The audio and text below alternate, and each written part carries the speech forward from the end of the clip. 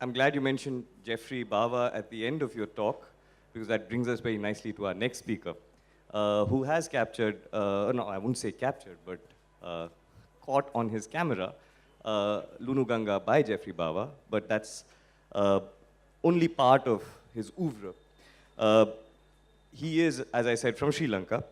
And to my mind, the thing that I find compelling about his work, and I've had a brief conversation with him about it, is this idea of living and how people actually occupy spaces and their objects in this kind of domestic situation. And to extend that into not thinking of architecture through styles, but actually to think about life as a style and the living of life as a style. Ladies and gentlemen, please put your hands together to help me welcome Dominic Sansoni.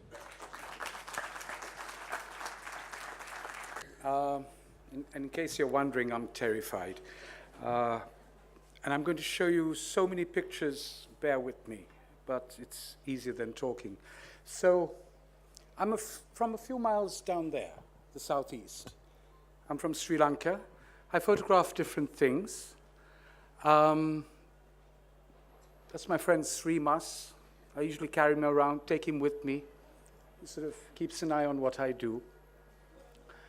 I photograph I've been photographed documenting a part of North Colombo, which is also links in with something what I call sacred space. I've also discovered at the age of over 60, 61, to have this wonderful thing called a work in progress. It means you need never finish anything.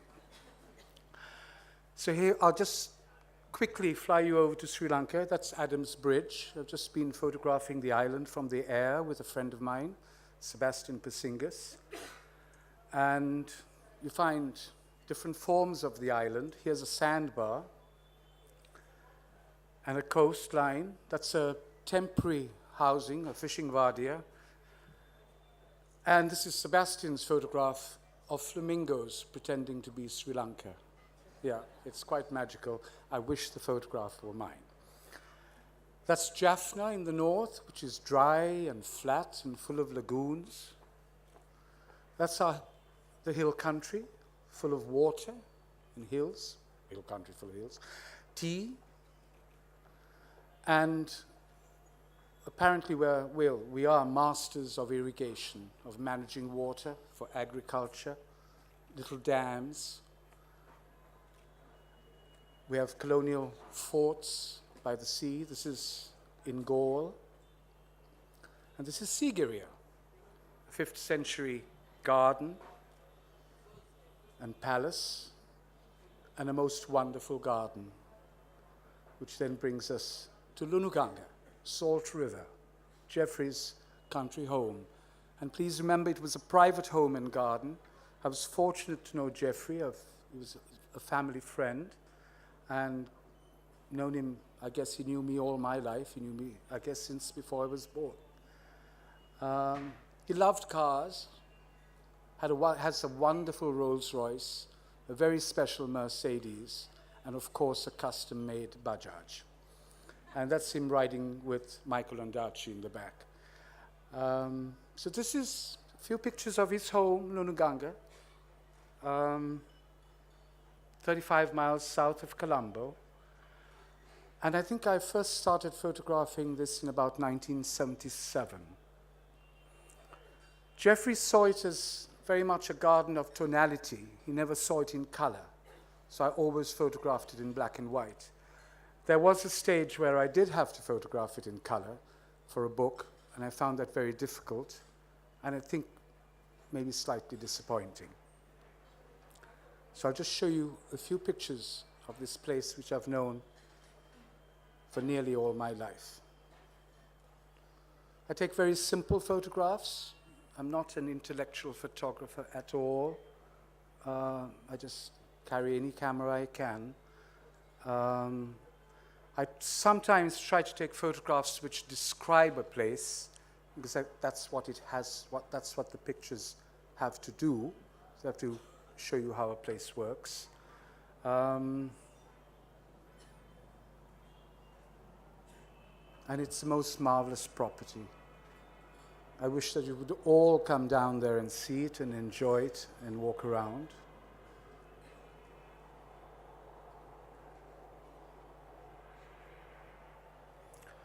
That's the glass house. And from up there you look across to another building called the Chandelier. And then this lovely thing that happens sometimes where you don't know whether you're looking at a pillar or a tree or what quite is happening.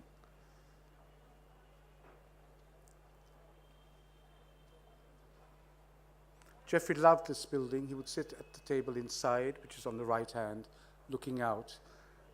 He had his favorite spots in the garden where we'd have breakfast, where he'd go and have a drink and have a gin and tonic in the evening, and where he would sit for lunch.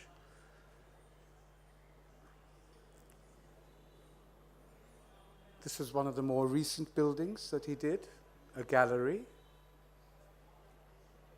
and looking out from there.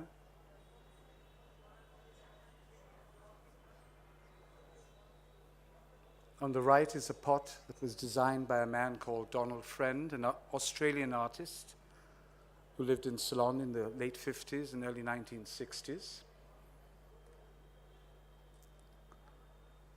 And then those very familiar roof styles that Geoffrey became so well known for.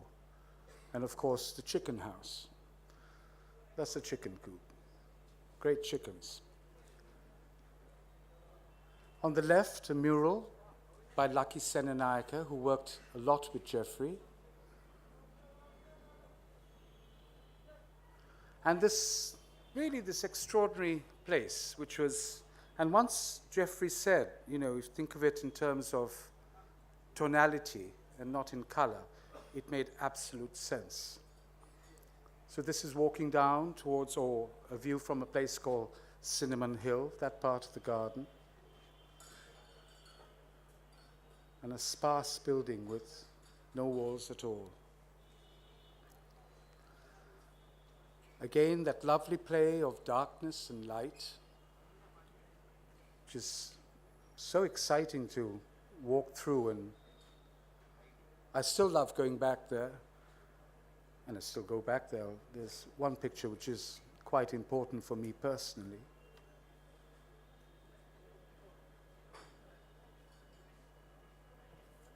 And these lovely views through. Simple pavilions.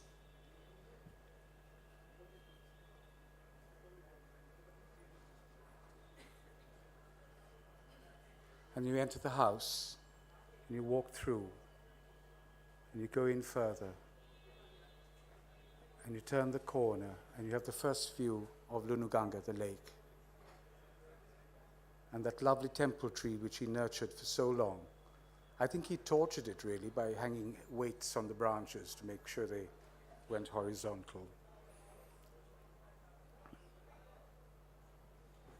And it's a garden full of landscape, of largeness, but it's also small. You can get caught up in detail.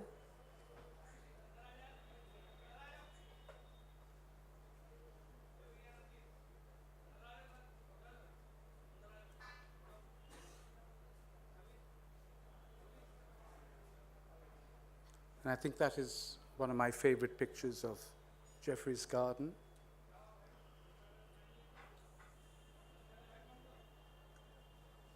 It's a garden in the rain. And I nearly had a heart attack a few years ago. And the doctor set me off. I had to go and walk, God forbid. And this was my first walk in Lunuganga after I'd nearly had a heart attack.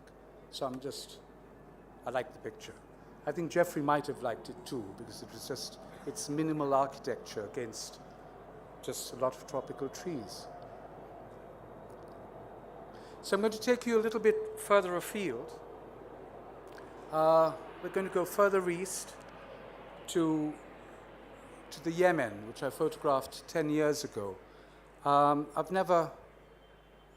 don't think I've ever shown the photographs before. They've been lying there, but I'm rather sad by what's happening in the Yemen right now. So I thought the time was right to go there. Arabia Felix, what a lovely name. I think if anyone needed an introduction to the Arab world, I couldn't think of a nicer country to go to. The people made me feel so welcome. I was small, it was just wonderful. I'm afraid I just walk around with a camera. It's a sort of with practically a vacant mind, and just hope that I will come across something. I often describe myself as a thief, hoping that I will find something I can take away. I don't think I've ever created anything. So here's this extraordinary city, or this extraordinary country, and I'll zap you through these pictures quite fast.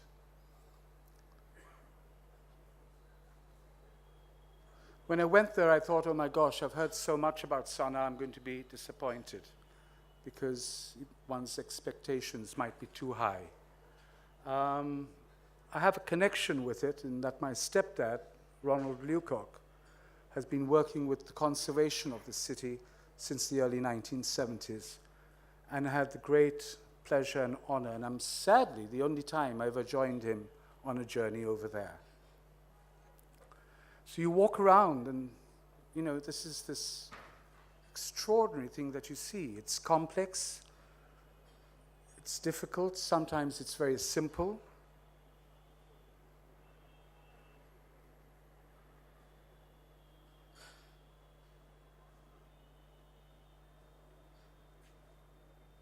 But you can't take a, you know, in these minutes, it's magic. I just hope all of you can get down there one day, given all the madness that's happening there right now. And this was the first person I photographed on that first morning. And I thought, gosh, what a welcome. You can't sit at a table and eat.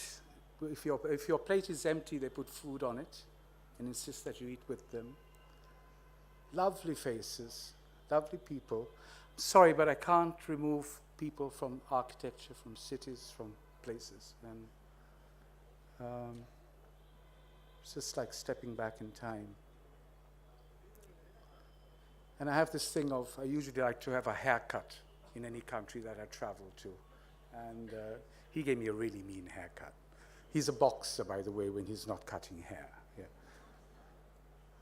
Donkey caravans. And then this extraordinary design that they do on these walls, which I don't really know much about. There's a lot to learn. But visually, it's so stimulating when you walk down wherever you go. I've always been fascinated by doors and entrances. I think we all are. And their use of stone, and then, well, I think the architects in the room will know it much better than any of us photographers. The use of wood as a support to keep a building up. And details. And these windows, which on the sides of the building to bring in air, to bring in cool water, and also you could look down privately from within to see who was at your front door before you sent someone down to open up.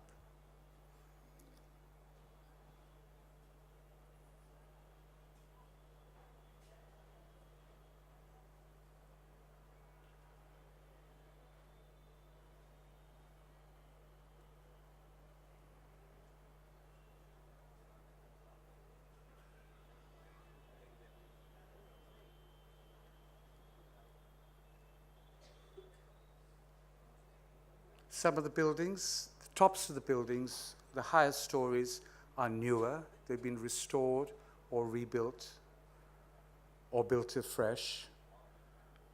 So it's good sometimes to, I like showing the mistakes or things that aren't perfect.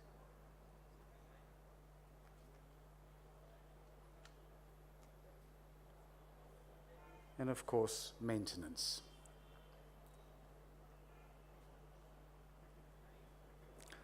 Then you turn a corner and suddenly you go back way in time.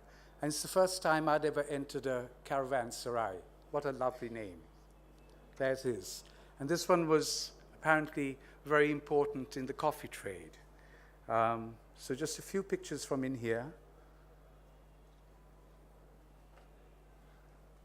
And of course, I had to show bare feet for various reasons, but anyhow.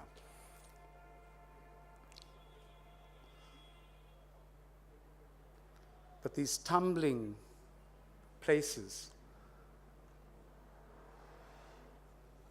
and exquisite details hiding in there.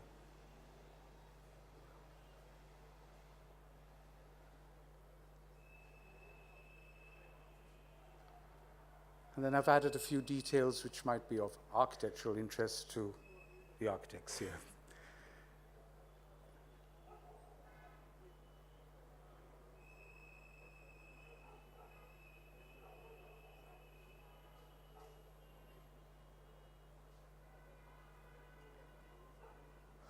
Then outside Sana'a is this place called Beit Bous, or Beit Boz. It's very hard to find the exact spelling or the exact definition or the exact name of the place. Everyone gives you a different name. And it was magic. You drive up to it. It's just a few kilometers outside the city of Sana'a. And that's your first view. Eventually, we'll get up into a kitchen, which is up in one of those buildings over there. So remember where it is when we get there.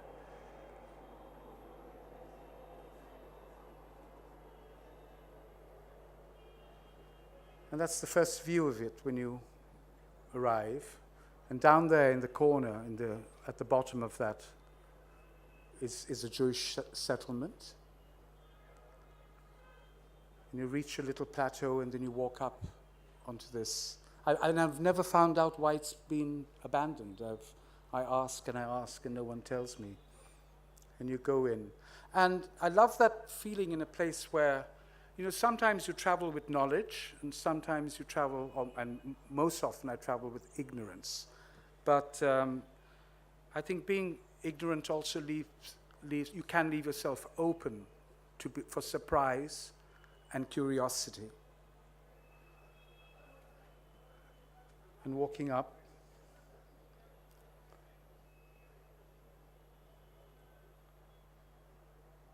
and simple things give me great pleasure. I mean, just that facade, to me, is very beautiful. I don't understand much about it. I don't know much about it. But there's something about that proportion which is just exquisite to me.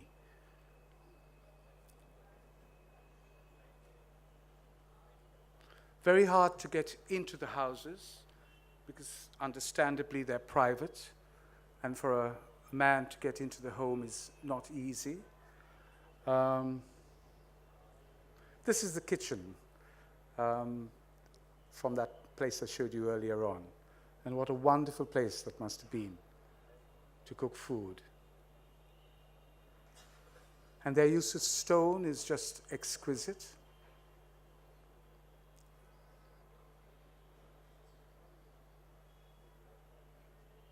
And then I saw this walking along, this little clue, and I was curious as to what that wall in front of me was, that corner I was coming to.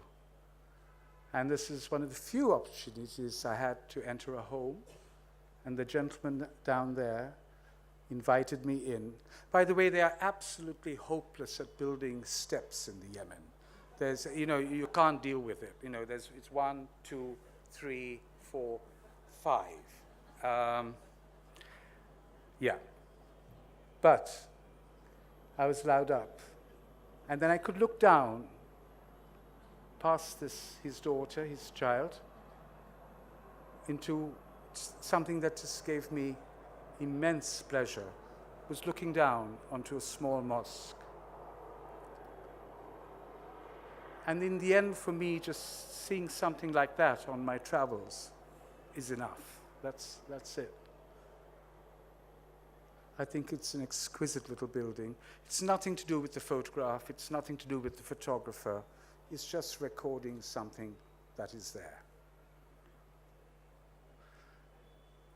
I'm going to take you to another place called Shibam, just a few pictures, thank goodness. And to to give you an idea of what that looks like. And we'll step into the mosque for a moment. The gentleman at prayer. Again, Shibam, the stonework seems even greater than, well, I think it's wonderful everywhere, but it's one of the few places I saw. And from Shibam, you go up to Tula, which has a series of cisterns and a management of water.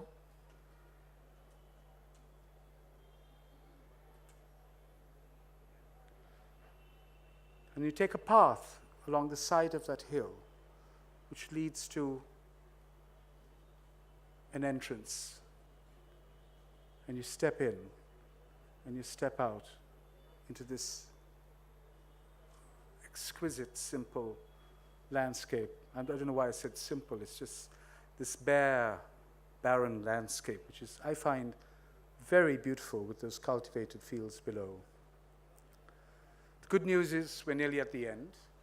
So I'll take you to Dar Hajjah, which is a summer palace. That was my first view from a hill across, looking down across this valley.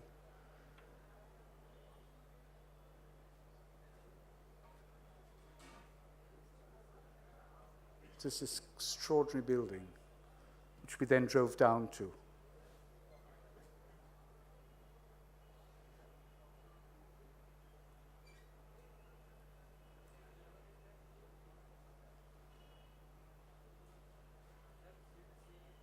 I'd like also to go back one day not one day, I've never been, hope I can get to an island called Socotra, which is apparently quite magical for the trees and the vegetation it has.